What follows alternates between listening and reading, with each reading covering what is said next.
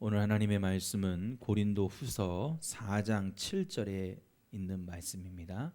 신약 성경 289쪽에 있습니다.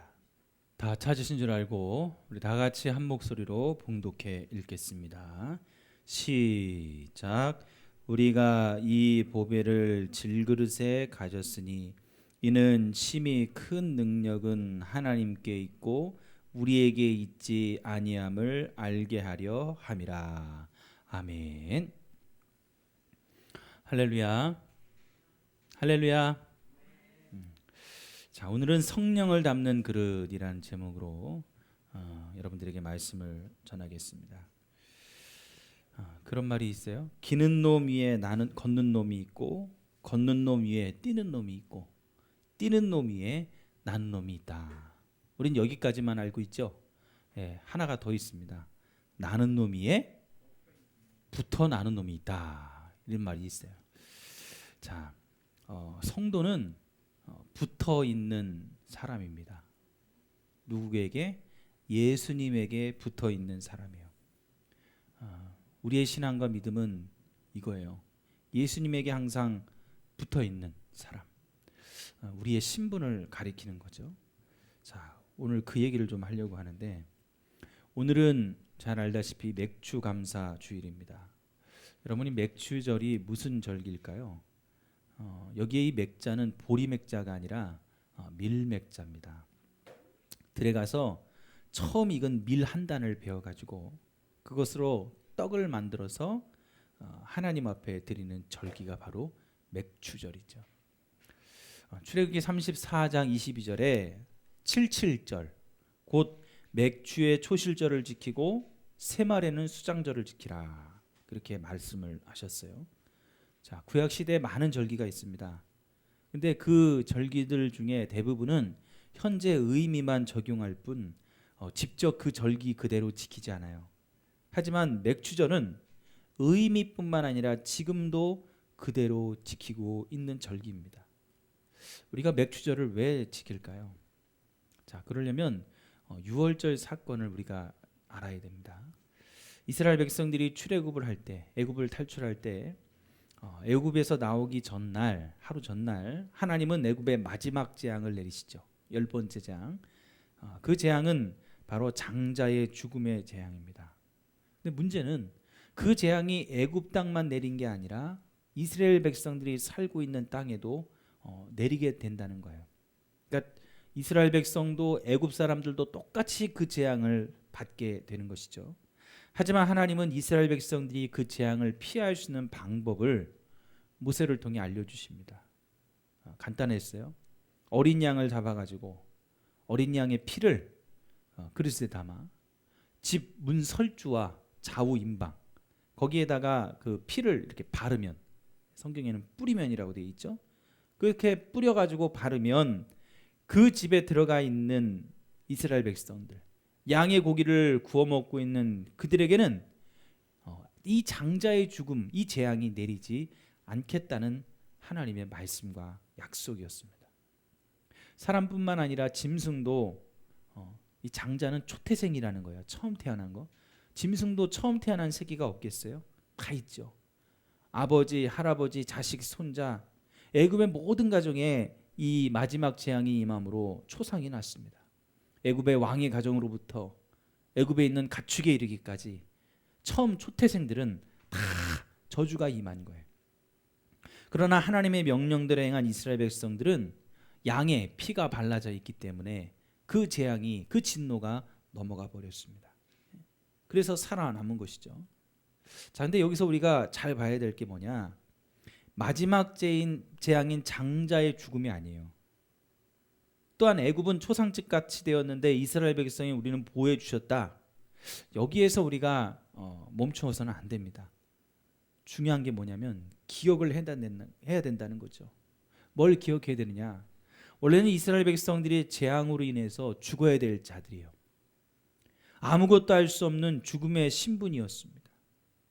근데 어린 양이 희생이 되어가지고 죽음으로 인해서 이스라엘 백성이 살게 되었습니다. 하나님의 은혜죠. 은혜로 살게 된 구별받은 백성이라는 사실. 그것을 기억해야 된다는 거죠. 자, 오늘날 구약시대 절기인 맥주절을 지키는 이유는 유월절 사건으로부터 7주를 계산해서 77의 49, 그리고 지난 그 77의 49일이 지난 다음 날이 50일째인데 그 50일째가 바로 77절 맥주절을 지키는 맥주감사 절기입니다. 자, 이것을 지킴으로 인해서 이스라엘 백성들은 하나님의 은혜 때문에 우리가 어린 양의 피로 구별된 백성, 구원받은 백성이 되었다는 것을 감사하고 그들의 신분을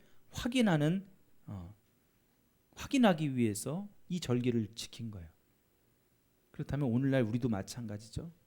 우리가 맥주감사 절기를 지키는 이유는 구약의 절기를 지키기 위해서가 아니라 이스라엘 백성들처럼 하나님이 은혜로 우리를 구원해 주신 것을 감사하고 신분을 확인했듯이 예수님을 이 땅에 보내주셔서 그 피로 십자가에서 피 흘려 우리를 구원해 주시고 내가 하나님의 자녀가 되었다는 신분을 확인하기 위해서 맥주절을 지키는 거예요. 그러면 맥주절을 지킬 때 하나님의 자녀라는 신분을 어떻게 확인합니까? 뭐 표를 들고 다녀요? 명함? 신분증? 아닙니다. 그것은 성령을 통해서 가능한 거예요. 예수님이 부활하시고 며칠 만에 성령으로 우리에게 임하셨어요. 바로 40일 만, 아니 그 77에 49 오순절 날 성령이 임하신 거죠. 그래서 밀 한 단을 떡을 해서 드리는 것은 뭘 뜻하냐면 예수님이 승천하신 이후에 하늘로 올라가신 이후에 육신의 모습이 아니라 이제는 영으로, 다시 표현하면 성령으로 우리에게 오셔서 우리와 함께 해주신다는 것을 나타내 주는 거예요. 그러니까 이 맥주절은 우리가 하나님의 자녀라는 신분을 나타내 주는 건데 그 신분의 표시는 성령을 받은 것으로 나타납니다. 맥주절날, 오순절날 하나님의 성령이 임했듯이 여러분들에게 하나님의 성령이 임했다 그러면 여러분들은 이미 하나님의 자녀가 된 거예요. 그것을 확인해 주는 절기가 바로 맥주절이라는 것이죠. 문제는 이러한 주님의 약속과 우리의 실제 삶이 다르다는 겁니다. 분명히 주님은 성령을 보내주셔서 우리를 도와주시고 나의 신분을 확인해 주신다고 했는데 실제 우리의 삶에서 내 안에 성령을 담을 수 있는 그릇으로 살아가느냐 하는 것입니다. 아니, 내가 성령을 지금 받았느냐 하는 것을 여러분 깨닫고 있느냐 하는 거예요. 어느 목사님이 강단에서 참 은혜스러운 목사님이 있었어요. 근데 집에만 들어오면 화를 내시는 겁니다. 그러니까 그 사모님이 보다 못해 하루는 짐을 싸드래요. 막 보따리를 짐을 싸가지고 그것을 가지고 가려고 하니까 목사님이 도대체 어딜 가냐고. 그랬더니 사모님이 그러더랍니다. 당신은 강단에만 서면 천사가 되는데 집에만 오면 마귀가 되니까 어디 살겠습니까? 이제 나의 강단에 올라가서 삽시다. 그래 짐을 싸가지고 교회 강단으로 가려고 나가더라는 거죠. 이 목사님이 위선자여서가 아니에요. 사람은 그릇과 같습니다. 언제든지 성령에 사로잡히고 성령이 붙잡아 주시니까 은혜의 말씀, 성령의 말씀을 전하지만 일단 강단에서 내려와 집에 돌아오면 육신의 본성이 나오는 거예요. 우리의 삶에도 이와 같은 모습이 많잖아요. 말씀 듣고 은혜 받고 이제 그러지 말아야지 하면서 삶으로 돌아가는데 막상 가면, 회사에 가면, 학교에 가면, 친구들을 만나면, 운전을 하다 보면, 내가 일을 하다 보면 옛날 그 모습이 그대로 나오고 있어요. 왜 그렇죠? 인간 자체는 선한 것이나 신령한 것을 스스로 만들 수가 없습니다. 단지 그것을 담을 수 있는 그릇일 뿐이에요. 그것을 우리가 깨닫지를 못합니다. 사람은 그릇과 같아요. 오늘 본문의 사도 바울이 말하고 있잖아요. 우리가 이 보배를 질그릇에 가졌으니 이는 능력의 심이 큰 것이 하나님께 있고 우리에게 있지 아니함을 알게 함이라.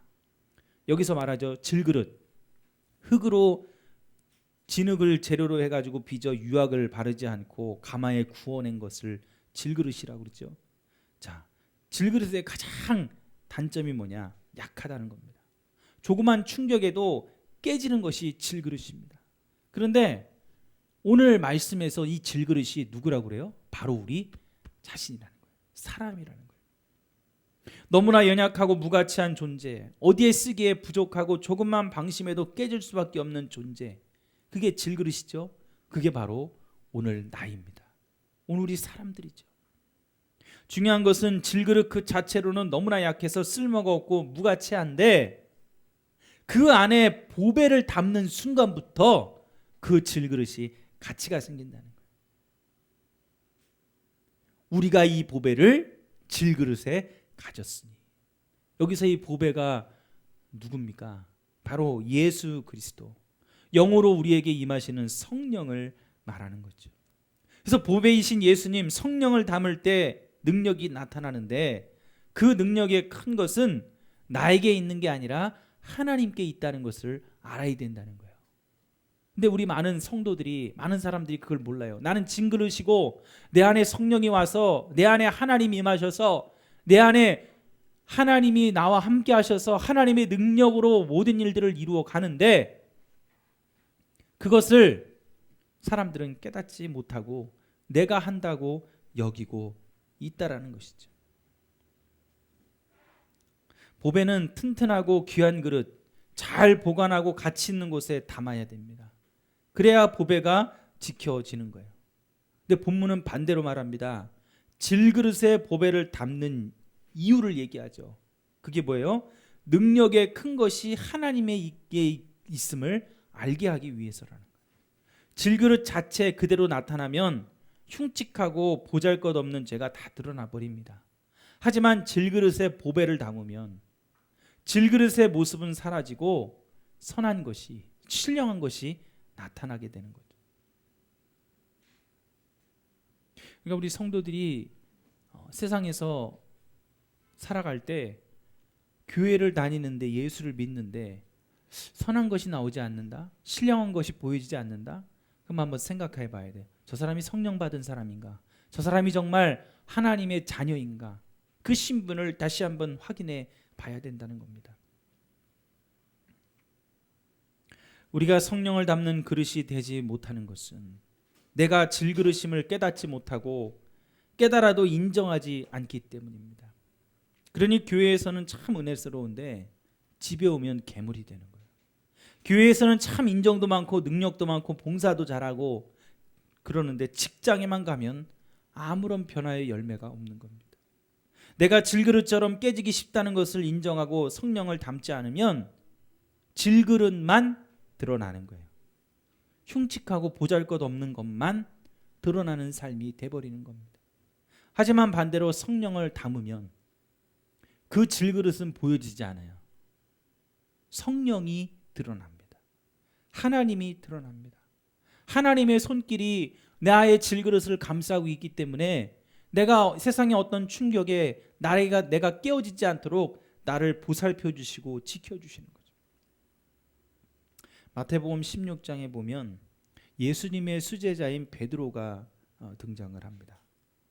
그 베드로가 잠깐 동안 주님으로부터 큰 칭찬을 받기도 하고 또 사단아 물러가라 하면서 수치스러운 책망을 받은 내용이 그 마태복음 16장에 기록이 되어져 있어요. 한 번은 가이사랴 빌립보 지방에 갔는데 제자들이 주님에게 물어요. 제자들에게 주님이 물어요. 세상 사람들이 나를 누구라고 하느냐. 그래서 제자들이 말해요. 더러는 세례 요한이라고 하고 더러는 엘리야라고 하고 어떤 이는 예레미야나 선지자 중에 하나라고 합니다. 자, 이번에는 제자들에게 다시 묻습니다. 그러면 너희는 나를 누구라고 하느냐? 세상 사람들은 다 선지자라고 하는데 너희는 나를 누구라고 하느냐? 그랬더니 수제자인 베드로가 자신 있게 대답하죠. 주는 그리스도시요 살아계신 하나님의 아들이십니다. 예수님은 이 베드로의 고백을 너무나 기뻐하셨어요. 그러면서 바요나 시몬아 네가 복이 있도다. 이를 내게 알게 한 이는 혈육이 아니요 하늘에 계신 내 아버지시니라. 그러면서 반석 위에 교회를 세우고 음부의 권세가 이기지 못하리라. 예수님이 막 베드로를 칭찬하며 축복을 해주시죠. 내가 천국의 열쇠를 너에게 줄 텐데 네가 땅에서 무엇이든지 매면 하늘에서도 매일 것이요 땅에서 무엇이든지 풀면 하늘에서도 풀리리라. 여기서 이 베드로는 인간 베드로, 질그릇이 아니었어요. 성령이 임한 보배가 임한 그릇이었습니다. 그러니까 질그릇이 보여지지 않았던 거예요. 베드로의 흉측하고 연약한 모습이 드러나지 않았습니다. 질그릇으로서는 할 수 없는 일이었어요.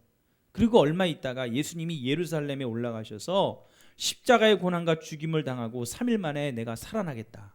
저 십자가에 달렸다가 죽었다가 내가 3일 만에 살아나겠다고 제자들에게 말씀하셨더니 그때 베드로가 하나님을 붙들고 예수님을 붙들고 말하죠. 주님, 그렇게 하지 마세요. 절대로 죽으시면 안 됩니다. 제가 결코 이 일이 당신에게, 주님에게 임하지 않도록 하겠습니다.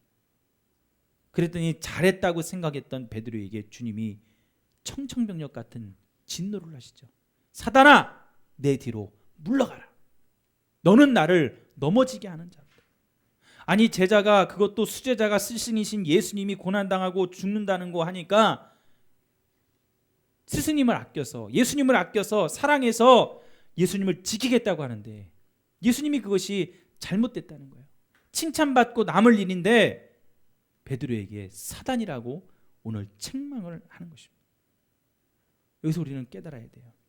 베드로가 자신이 잘나고 똑똑해서 신앙 고백을 하고 주님을 기쁘시게 한 것 같았지만 그건 베드로가 한 게 아니라 베드로 안에 있는 성령이 하신 거예요.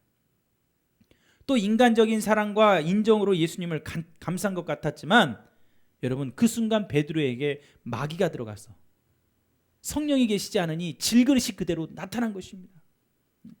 교만하여 인간적인 마음으로 행동한 거죠. 예수님은 십자가에 죽으셔야 돼요. 왜? 우리를 구원하기 위해 오셨기 때문에. 저 십자가에 죽기 위해서 예수님은 이 땅에 오신 거예요. 근데 예수님이 십자가에 죽지 않으면 예수님이 할 일을 못하는 거예요. 그건 마귀가 원하는 일이죠.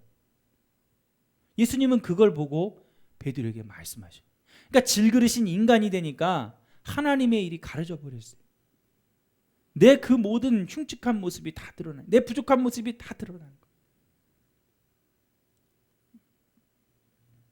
질그릇은 아무 소용이 없었습니다.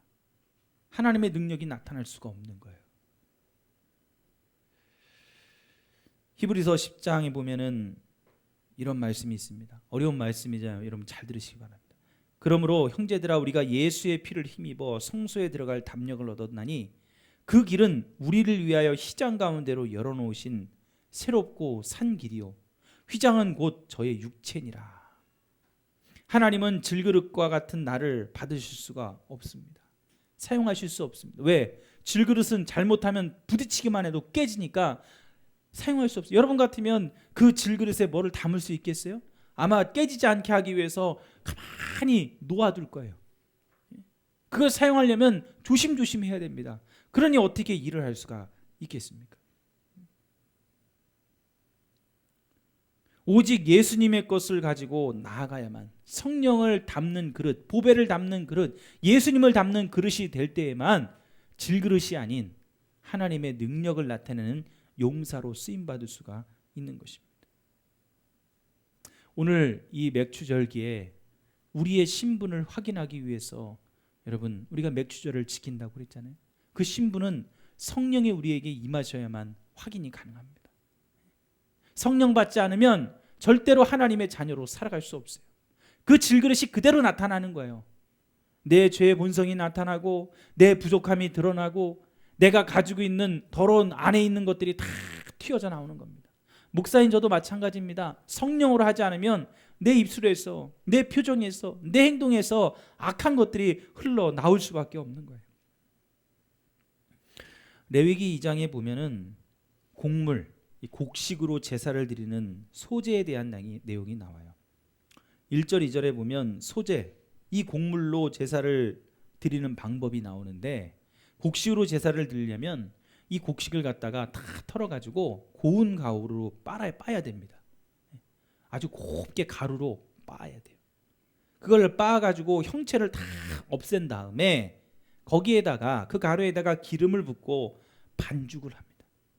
그리고 그것을 빵으로 만들어요. 그 빵을 하나님 앞에 드리는 것이 바로 소제입니다. 근데 하나님은 곡식 그대로를 갖다 놓으면 안 받으시고 그 곡식을 빻아가지고 그 가루에다 기름을 부어서 빵을 만들어 드리면 그것을 제물로, 그것을 소제로 하나님이 받으시겠다는 거예요. 여러분, 우리가 하나님 앞에 나아갈 때는 예수님의 공로를 가지고 가야 돼요.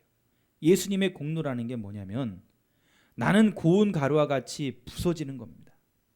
질그릇이 나는 깨질 수밖에 없는 연약한 그릇이라는 것을 인정하고 나를 깨트려야 돼요. 거기에다가 그리고 기름을 섞는 거예요. 그리고 반죽하여 뭘 만듭니까? 빵을 만들어요. 곡식이 전혀 새로운 빵이라는 물체가 되었어요. 여러분, 우리가 하나님의 자녀로서 하나님 앞에 나가려면 질그릇인 나를 깨트려야 돼요. 그리고 그 질그릇에 뭐를 부어야 되냐면 아까도 말했죠. 우리 무슨 그릇인데 뭘 담아야 돼? 보배를 담아야 돼. 성령. 바로 성령의 기름을 우리에게 부어야 되는 거예요. 성령을 담아가지고 부어놓고 나와 성령이 섞여서 그 가운데 새로운 내가 나타나야 됩니다. 곡식이 아니라 빵으로. 나의 질그릇과 같은 연약한 모습이 아니라 하나님이 나를 들어 사용하시는 능력의 모습으로 나타나야 되는 것입니다. 완전한 성령의 감동을 받고 성령이 임해야 하나님의 능력으로 일을 할 수 있어요. 봉사도 헌신도, 여러분 예배 드리는 것도, 찬양 드리는 것도, 여러분 찬양이 노래라고 생각하세요? 아니에요. 찬양은 곡조 있는 기도입니다. 하나님 앞에 기도 드리는데 어떻게 성령 없이 기도할 수 있어요? 예배 드리는데 어떻게 성령 없이 예배할 수 있습니까? 예배 시간에 앉아 있을 수 있어도 하나님이 받으시는 예배를 드리려면 영으로 예배를 드려야 돼요. 하나님은 영이시니 영으로 예배하는 자를 찾으신다고 말씀하셨어요. 성령이 임해야 예배도 드리는 거예요.